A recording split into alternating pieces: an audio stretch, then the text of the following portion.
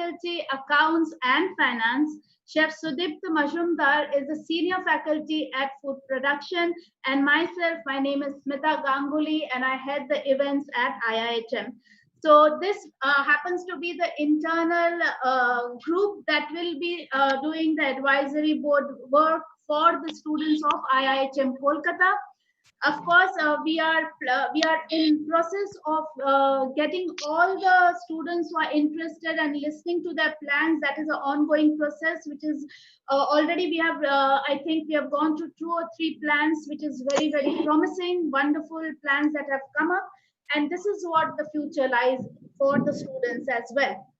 I will now like to take this opportunity to introduce the gentleman who is going to be the guest speaker for today. And believe me, when I'm reading his introduction, it's amazing. It is going to be a wonderful session. I can assure you, just by, you will understand when I go through his credentials. So here you go. As a managing partner of Ekel Ventures and Ekel Advisory Services, Mr. Duggal invests in, mentors, and advises early and growth stage startups and emerging businesses, especially with fundraising, market linkages, go-to-market strategies, M&A, etc. He has over 20 years experience heading sales and marketing, business development and strategy, functions for companies across India in verticals like consumer goods, media, retail, IT, and banking. Mr. Duggal is associated and has worked closely with IIM, CIP, SIIC, IIT Kanpur, CII, Founders Institute USA, and other stakeholders in the startup ecosystem. He regularly features as a speaker, jury member, guest faculty, etc.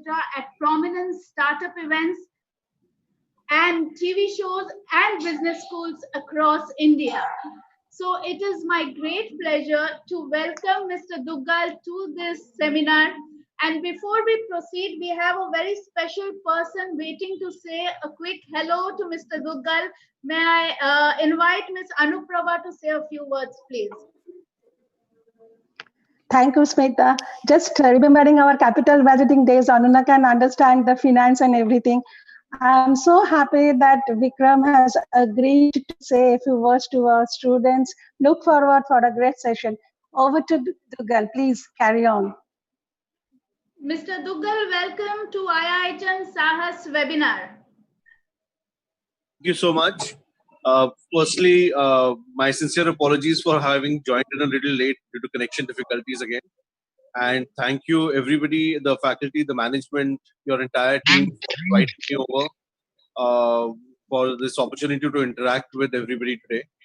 And last but not the least, I would like to commend the great initiative and the effort that has already gone into taking your students up to that level where they are already understanding such kind of concepts like discounted cash flows with the help of your faculty members in the videos of Shraddha, who incidentally is a senior from MICA, where I did my MBA from. So it's pretty interesting that, I think most of the concepts have already been explained by Shraddha, but like I said initially, I would like to keep this interactive session.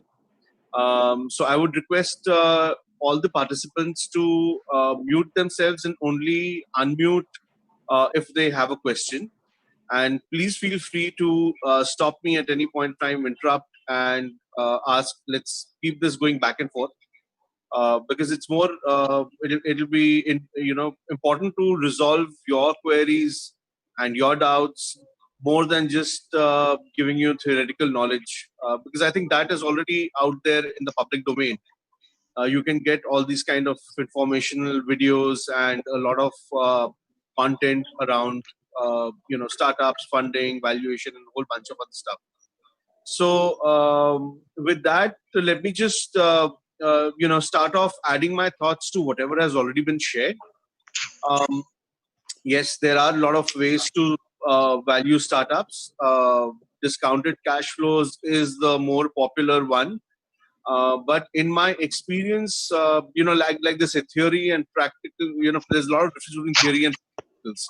So in theory, this should be more popular, but in the practical real life scenario, it's mainly the multiplier of the revenue that's used. Because, a lot of these uh, investors, especially, they like to see the kind of revenues that you're making, and discounted cash flow method uses free cash on hand, which a lot of these startups don't generally have. They are usually making losses in the very initial years in a bid to capture more market share. And as a result, they believe more.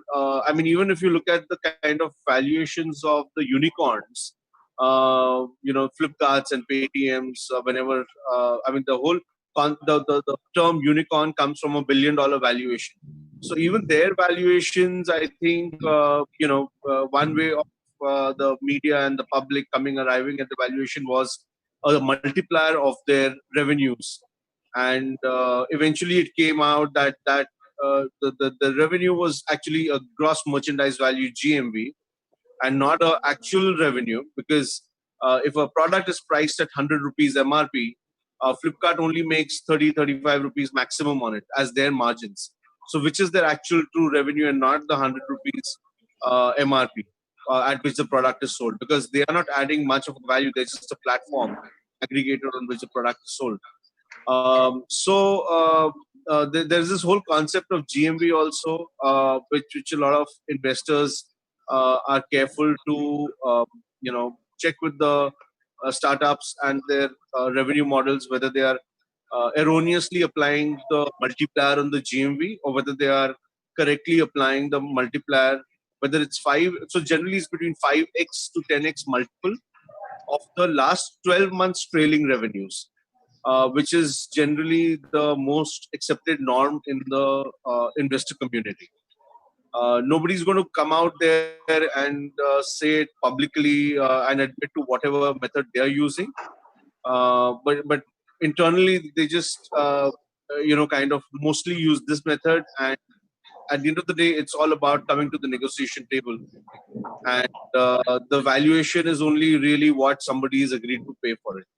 So I would just caution everybody that don't get hung up on a certain number which your CA or anybody has arrived at using any formula or any method, saying that this is my valuation and I'm not going to budge from it.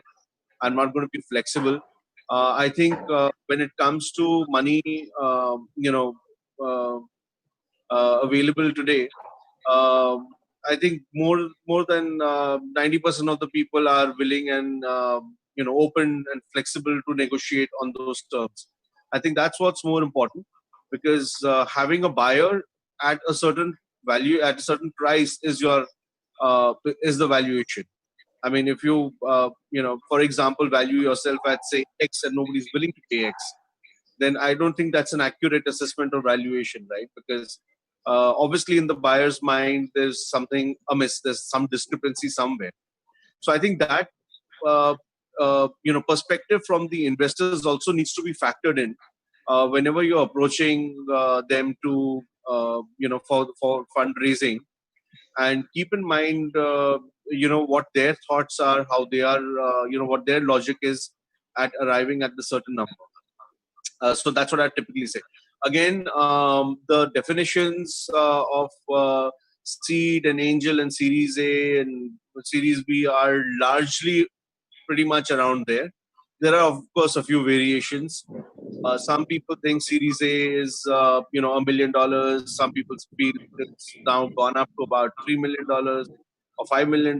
For some, it's the second round, literally, whether it's 1 million or 5 million. So everybody interprets a lot of these things very differently. And hence, again, I would say, let's not get stuck up and caught up in the jargon or in the terminologies. What's more important is, I think, focus on what's the value that you're delivering to the customer. What's your value proposition? I think that is more important than anything. And of course, how are you going to be able to scale up and grow the company?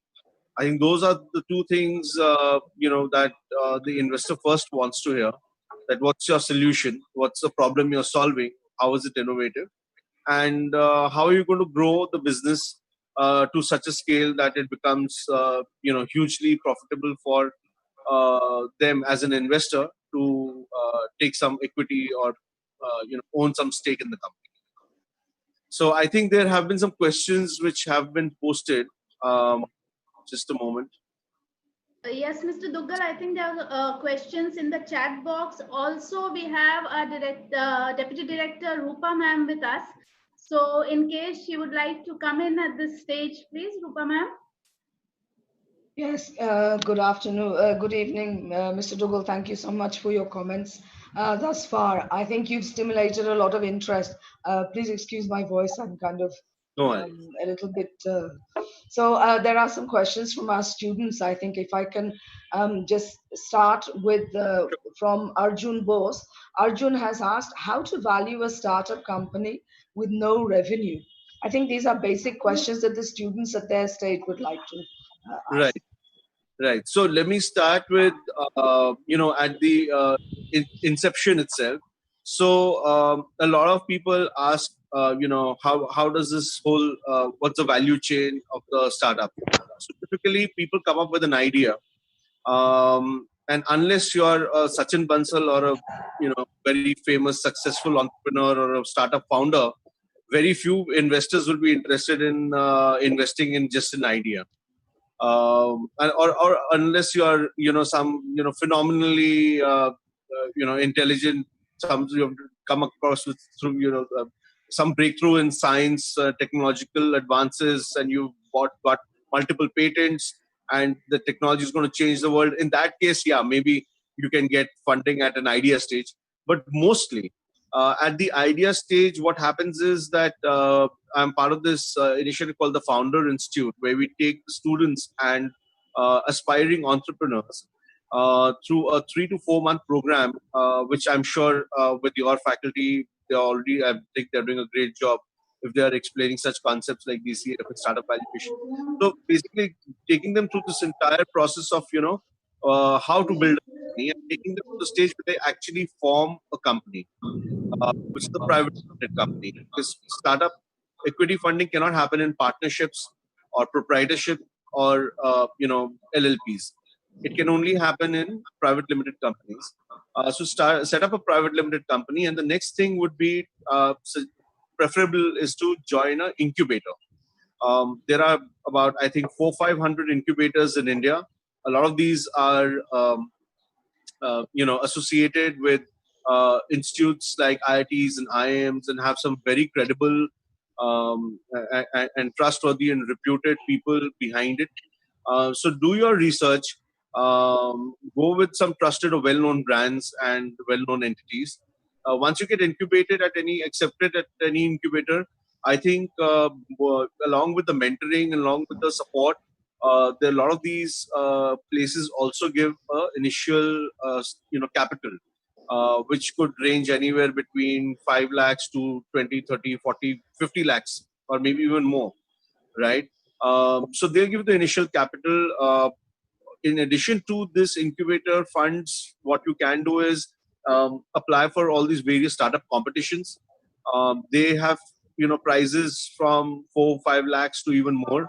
A lot of these guys are so you have crowdfunding, as Shraddha explained. That's another option. And a lot of these guys are borrowing money from friends and family, like Shraddha was saying, bootstrapping, which is your own money, or borrowed from friends and family. Or you can do a friends and family round and also give them equity in the company. So this is the ways in which you raise the initial capital. And typically, when a startup is without any revenue, the valuation, again, like I said, it's typically, most investors see the last 12 months trading revenues. If you have just got 2-3 months, then maybe they look at the monthly run rate and do a multiplier effect on that. If it's pre-revenue stage, then it'll be a little difficult to get any investor interested. It's mostly the incubators and accelerators who generally are able to support such kind of efforts and initiatives. by providing them that initial money, that capital that's required to do their proof of concept or pilot. And once that is done and you hit the market and you start making revenues, I think more than 90% investors, or maybe even 99% investors are, you will come across. See, because this is India, it's not Silicon Valley, where, you'll have somebody betting their money on a Facebook or Google for, say, 10 years, not even knowing what their revenue model is going to be, whether they're ever going to make any money or not, right? There people have a lot of that's called patient capital. In India, we don't have so much of patient capital, unfortunately, and the investors are not, they're little averse to taking such kind of high risk, risk gambles, bets. So you will have investors, ask you after a quarter or after 2 quarters what's happening to the, funds that we have invested. I mean, how are you going to be giving the returns, right? I mean, how's the company valuation going to go up if there's no revenues? So I think a lot of these investors still end up looking for revenues, and which case, again, like I said, the multiplier effect generally kicks in 5x to 10x depending on industry to industry. Some industries like agriculture, agri-tech startups where you have just farm to fork, they have even as low as a 3x multiplier, right? So it differs from industry to industry, or sector to sector. But mostly this is the method that is used by everybody. And you have these other ways of raising the initial capital. In addition to equity and debt, I would like to say there's also something called revenue-based funding, where there are investors who, say, for example, you need to set up 100 units of your device, but you don't have the initial money. You'll only get the money from the client once you've completed the installation. So you have a set of investors who will say, okay, fine, we will front end the money for this 100 devices. But the moment you get the money from the client, we will take a certain percentage of those revenues as our returns. So it's kind of like an interest, if you look at it, but not really a pure play debt kind of a model. This is a concept that's been around for a long time. But of late, it started becoming very popular. We have also experimented with quite a few of our investments and startups in the revenue-based model. And we're trying to see how these experiments pan out over the next few years. Then again, I mean, there are companies, there are startups which use. I think there are companies that use the receivables, and the invoices. So and there are certain set of investors who can provide that kind of capital based on the invoices that you have. So if there's your clients who owe you money, you can show those invoices, and against those invoices, some amount of cash can be given out to you, can be loaned out to you. So there are various options available in the market. There are a whole bunch of government schemes like Mudra loans and whatnot, which is zero collateral loans. There are, of course, working capital financing, bodies. There are not just banks, but NBFCs who provide loans without collateral also. Those are more expensive, anywhere from 18-20% interest rates. If you have collateral, that's the standard, bank's way of financing or funding such kind of debt. But there are multiple options in the market. If you do a little bit of research, you'll come across a whole bunch of other, options as well. Okay, great. Another question. What is the difference between a startup valuation and a mature business valuation? I would say, my understanding is, like, when you say mature, is it a traditional business, or is it a startup that is now crossed 10 years? Not sure. The question doesn't say here, it just says mature business valuation. So I would assume that I'm just going to go with the assumption that mature means traditional or regular business. In regular businesses, I think Ayush has raised his hand. So Ayush, you might want to post your question in the chat, and that will be taken up. So I think from mature business, definitely use the discounted cash flow methods. Like I said, because there the cash flows and profitability is very much more pronounced and visible. In startups, especially at the early stage where you have very little or no revenues and most of it is loss making in the initial years, uh, the trend is in the market is to use a multiplier effect of the revenues. That's generally the most accepted formula among the investors. Hello. Okay. We have more questions. Yes, we have more questions, sir. How will the expenditure behavior of customers in tier one cities be post-COVID? I think COVID has changed a lot of things as we knew it. A lot of startups and their business models, their solutions have become irrelevant today in today's world, where people are, not going out.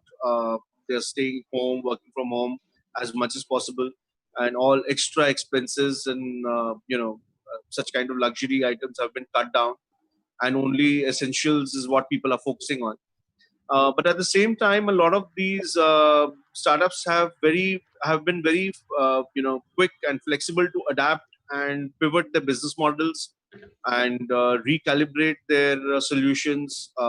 You know, um, I think a lot of these uh, startups have started, not only venturing into PPEs and masks and everything, but a whole lot of other associated solutions which will become more relevant in today's world. I mean, we can already see in Uber's case, for example.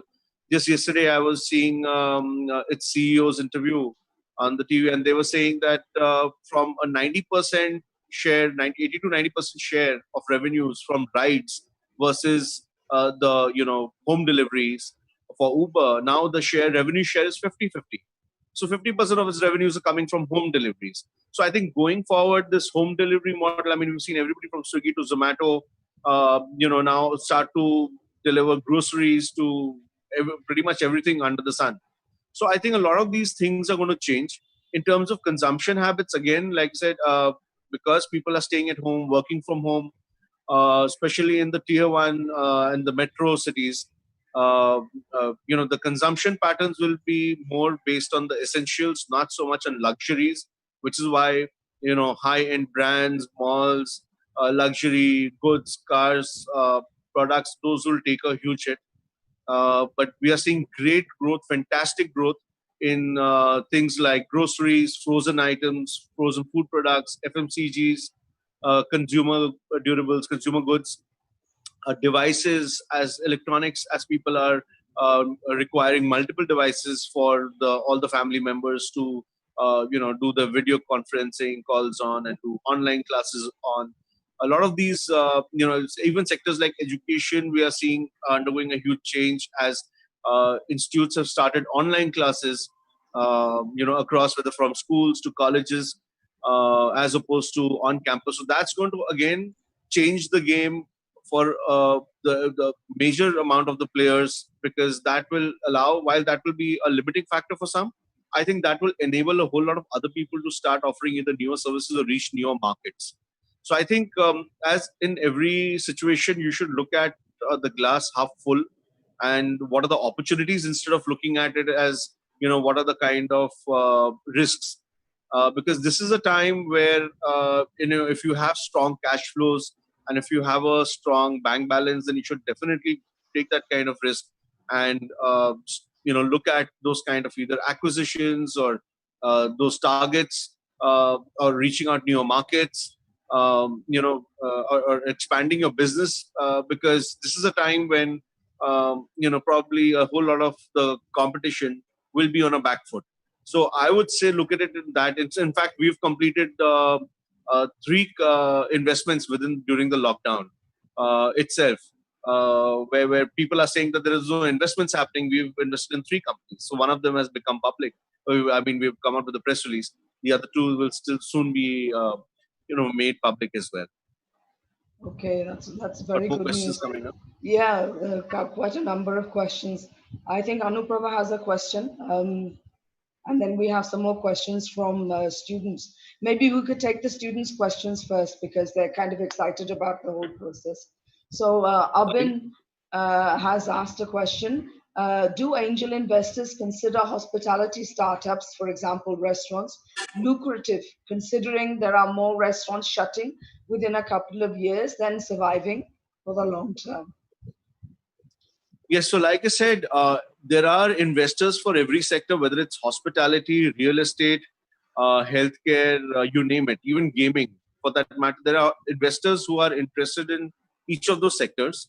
The only trick is, I think, to finding those kind of business models or those kind of solutions which give you that distinct advantage over competition, because your solution is has got that differentiating factor, has got a uniqueness and innovative angle, whether it's a product or innovative business process or innovative packaging or innovative distribution.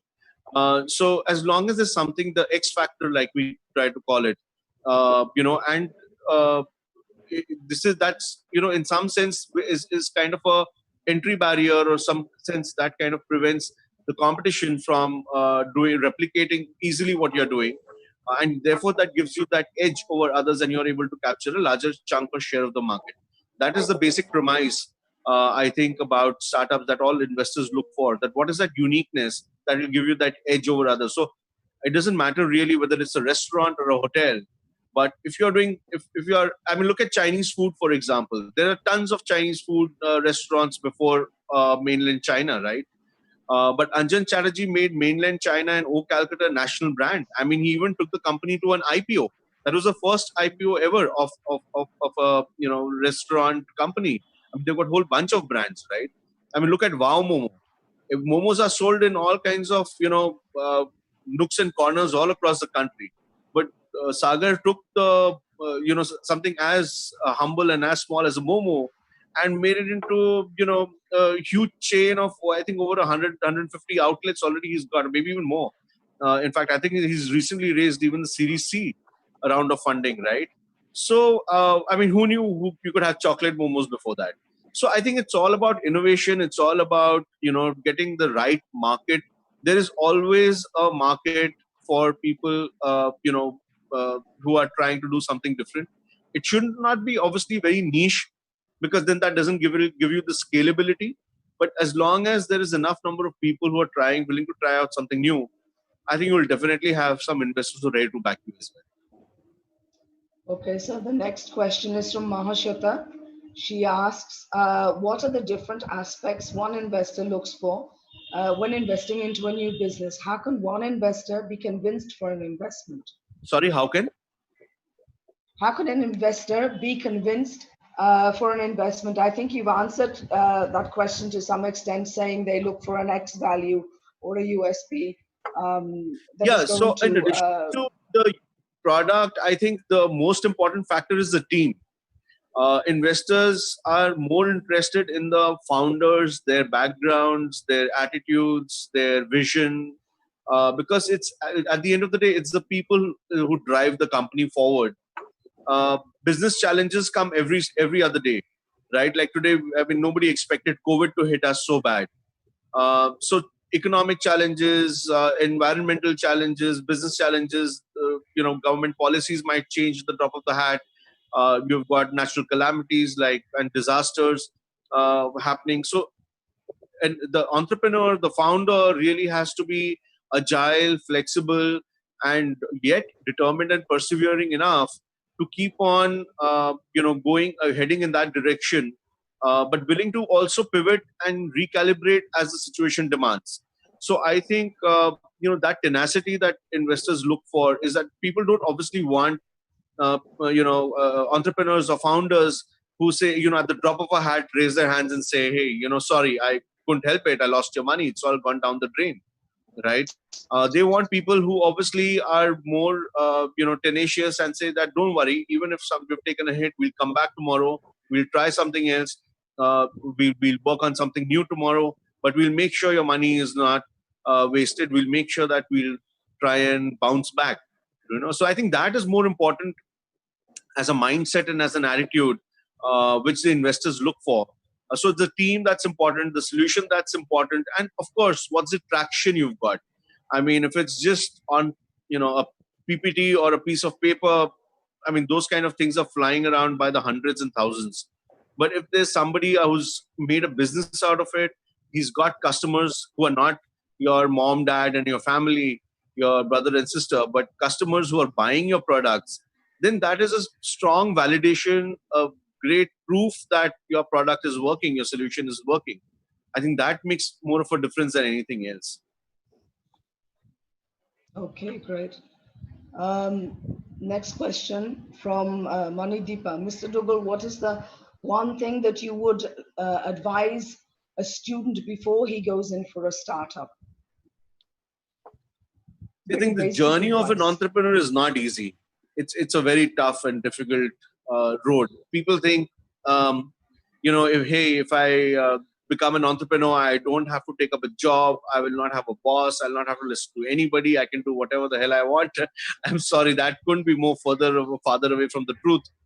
Because the moment you have you become an entrepreneur, you become responsible for a whole bunch of lives. You become responsible not only for your co-founders, but your employees and your investors, in addition to your customers, right? I mean, one wrong product which goes out and it makes a customer sick or ill, that could not only ruin your brand and your reputation, but you could also be endangering the life, right? I mean, of somebody, of some customer. So, as an employee, you can just wash off your hands of everything, right? It's my boss's problem, it's the company management's problem.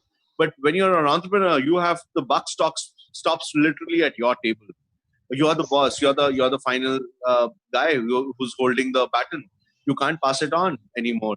So I think, and the journey is also more difficult because, and as Indians, we have not been traditionally very supportive of entrepreneurs in general.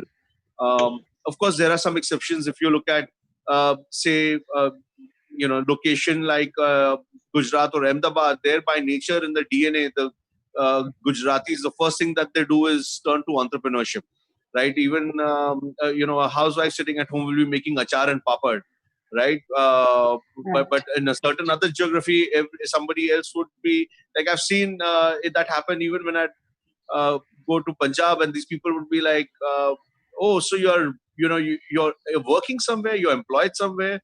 Why do you have to work for someone?" I mean, so they look down upon employment and they look more favorably at your somebody having your own job, own business, right? So everybody has different conditioning. But if you see in Bengal, I mean, it's most prestigious and very honorable to be employed by some MNC firm, and be getting postings abroad, and what kind of packages and whatnot, right? So I think those differences are there, but we need to encourage people to take risks, to fail, to pick up themselves after a failure, learn from their failures, and try again. Because it's only after repeated failures that success eventually comes. When we discourage them from taking this initial jump, when we discourage them from failing, and we ask them to take the safer option, I think that's when we are preventing them from reaching their true potential of success. So I think that is the most important thing. If we provide that kind of ecosystem, that support as a society, as parents, educators, family members, friends, ecosystem enablers, I think what's the an entrepreneur's journey will become a little less difficult than it is today. Of course, I mean, today is a lot much more better than what it was when I had passed out of school 20, 30 years back. So I think, the government is helping a lot. There's a lot of players in the ecosystem who are there to support. But yet, the journey is not going to be easy. You need to prepare yourself that it will be a little tough. You might have to shut a few businesses before you finally make successful venture. Everybody doesn't have a dream run like Facebook or Google founders. So yeah, just be prepared for that. But it's worth it at the end of the day, because you know that you're creating an impact, you're changing lives. You're responsible for so many more people, and you're doing something that you're passionate about and something that you love. So I think you don't then wake up thinking, "Oh God, there's another day I have to go to work." You're dying to go to work. Nobody can keep you away from working, right? Because it's something you're so passionate about. I think that is the most important thing that should drive you on. Okay, so I'm aware that we have a limited amount of time, so just two more questions we'll ask you. Sure. One from Tosif, Tosif, who says, should a company focus more on product orientation or that of market orientation? I think the orientation should be solving customers' problem. It's product and market, all these things come secondary. First thing is that, what is the problem that you're solving? A lot of uh, entrepreneurs come across saying, I've got this really cool product, really cool solution, service, which has great potential, but then they don't know what's the problem that they're solving. So unless it's not a pain point for somebody, nobody's going to buy something that is a good to do thing. It has to be a must to buy it. Shouldn't be a good to buy kind of product or a service. So focus on what is the problem that it is you're solving, and then find those geographies, those locations, those markets where such customers are there, potential customers are there who've got similar problems. So those could be across cities or countries, across demographic, across economic segments, across various other parameters. You can slice and dice your market in various ways, right? Demographic, psychographic, and all kinds of profiles you can do for your customers. But I think what's important is finding that fit in terms of what is that pain point that you are genuinely removing and making life easier and better, and that's more critical than anything else. Okay, thank you. I think we need to come to our last question now. I know Yeah. Anuprabha ma'am has been waiting for a long time, and she said it's a very I can take basic a couple of question, more which will. questions. I don't have an issue. More Yeah, than happy. actually, students asked me the basic risk factor of a student because they don't have much exposure and experience in starting up a company. So the initial risk factor, and second thing, how do they sustain in that, because they will become frustrated doing all these things. In a quick few lines, if you can say so, the basic risk So, factor that they face. what is the risk factor? The initial risk factor that they face, maybe the demand and then supply, maybe the risk factor, and how will they Okay, sustain in that, that? Yeah. right. So I think the risks are, plentiful. I mean, most important risk is that you start working on a product or solution, and then you realize that it is not really, like I said, you're not really solving any problem. That it's just like, it's like that universal remote, which came, quite many years back, but I still don't find people who are, buying a thing like a universal remote, right? It just got no great use or convenience for some product like that. So, definitely that angle is there. B, you might find that your product or service has become suddenly irrelevant because the government policy has changed, or because the market has changed, or because something like COVID has happened, right? So those kind of risks will always be there. If you go into entrepreneurship with the mindset that I'm just going to follow path, a well charted path, a course, a route which is going from point A to point B to point C, then I don't think entrepreneurship is for you. If entrepreneurship is about finding your own path, making a new course, there is no formula here. You cannot go into it thinking that whatever you've thought is going to work for sure. There will be things that will make you change your business model, your product every single day. So you will have to come back every single day and say, hey, let's rewrite the code. Let's go back and change the product design. I don't think this is working. So those kind of things are, take it for guaranteed that that's going to happen. If you don't have the stomach for it, if you don't have the appetite for it, please don't get into this. It, I mean, the media and everybody makes a huge issue out of it and glamorizes a lot of these things by highlighting only the funding amounts of all these unicorns and how they become successful. I think they are doing a great disservice because they are painting a very rosy picture, and they don't show the amount of failures that these people have had to go through before they succeed. So that's a very realistic aspect. of any business, of anything. I mean, whatever you do in life, in fact. I mean, you look at musicians, I mean, or actors or directors, or if you look at, your chefs, or anybody in this, from your hotel industry background, you look at any industry, you will need to struggle, you will need to work hard for a good 5-10 years, maybe more, before anybody starts taking any notice of you, before you get any recognition. So if you expect that, you'll suddenly come with $1 billion idea, and Mr. Ratan Tata or Bill Gates will suddenly give you a huge pot of cash, and I mean, that's just stuff of dreams. It doesn't really happen that way. Be prepared to get rejected. There are entrepreneurs who have to go through some 30, 40, 50 rejections from investors before they find somebody who's willing to invest in the company. So think about the time and the effort and energy that's going to go into those kind of meetings, follow-ups, sharing of information, data, and then somebody says, no, thank you, right? So you cannot lose heart, you cannot lose patience. You need to be positive, you need to be upbeat, you need to keep on persevering. Like I said, day after day, keep on. There has to be that internal force that drives you, and that force is passion. If you're passionate about something, if you're passionate about creating something, only that is something that can make you go through all these frustrations, go through all these rejections and disappointments, and come out victorious. If you don't have that, or you need to be I need to have a great supreme love for either doing good to the society in general, or making a huge bank balance for yourself that uh, overpowers everything else and keeps you persevering every single day. But please take it for granted that there will be a lot of challenges before you succeed. Okay, so the final question. There are a number of questions. Maybe we can get in touch with you afterwards. But the final question for today from Mr. Das. I think this will be good for our students to learn.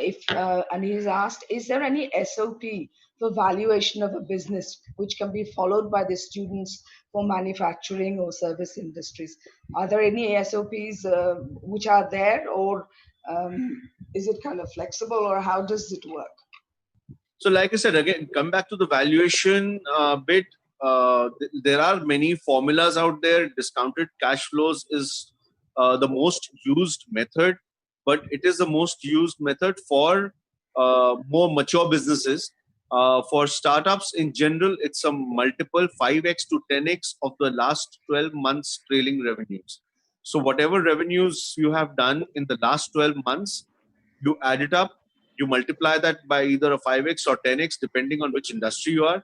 And that's the most accepted form by most investors, without much of a debate or discussion or negotiation. Most investors agree and accept that kind of a formula for arriving at a certain valuation. And I think the whole discussion about valuation is a bit overrated in any case, because all these things become important when you are probably doing revenues of, I think, 10, 20, 30 million dollars. At such an early stage, it doesn't really make a difference whether your revenue or whether your valuation is 10 crores or 15 crores, right? Because right now it's more important that you get somebody to back you. If an investor is there, I mean, of course, you shouldn't take a really bad deal, and you shouldn't allow people to take advantage of the fact that you are desperate for cash. But at the same time, so obviously do due diligence on the investor's background. I always tell this to entrepreneurs that just as investors are doing due diligence, they are finding out about your background, and they are getting details about you. Though all this information is available in the public domain, just go to the investors' websites, see what companies they have invested in, what companies are there in the anti-portfolio, who is the management team, what is the background of the management team. You have the full right to do this kind of background check on the investors also. Call up those companies where they've invested. Ask the founders, what is your experience of dealing with this investor? Are they as helpful? Are they supportive? Because it's not just only about the money. It's also about a lot of domain expertise. It's about market connects, linkages, and a whole bunch of other stuff, right, which investors bring to the table. So get that kind of details from the people, do your own research, and then go with an investor. And if that person has that good, strong reputation and credibility, or that VC fund has that kind of reputation and credibility, then they're not going to take you for a ride. So, if they are saying that there's a logic of arriving at a certain valuation, I would say, I mean, if a Sequoia or a Matrix comes to you and says, hey, I'm willing to invest in your company, you definitely are not going to be sitting there arguing with them, why are you giving me a valuation of, 10 CR and not 12 CR?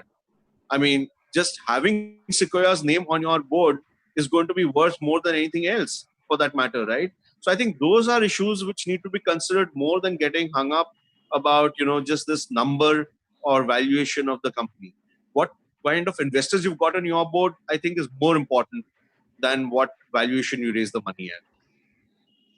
Okay, thank you very much, sir. It's been wonderful to get your opinions, your advice based on the years of experience that you've had. We have a number of questions which are still there from the students. Maybe we can ask you to answer them separately, perhaps by email, or you can give us an address. Sure. I mean, I'm easily accessible on my LinkedIn profile. Right. It's pretty easy. Vikram Duggal, you can just search me out on LinkedIn and reach out to me and connect with me there and ask me your questions. I'll be more than happy to answer. Thank you so much. That's very good to know, and I'm sure the students will be very happy to send you their queries.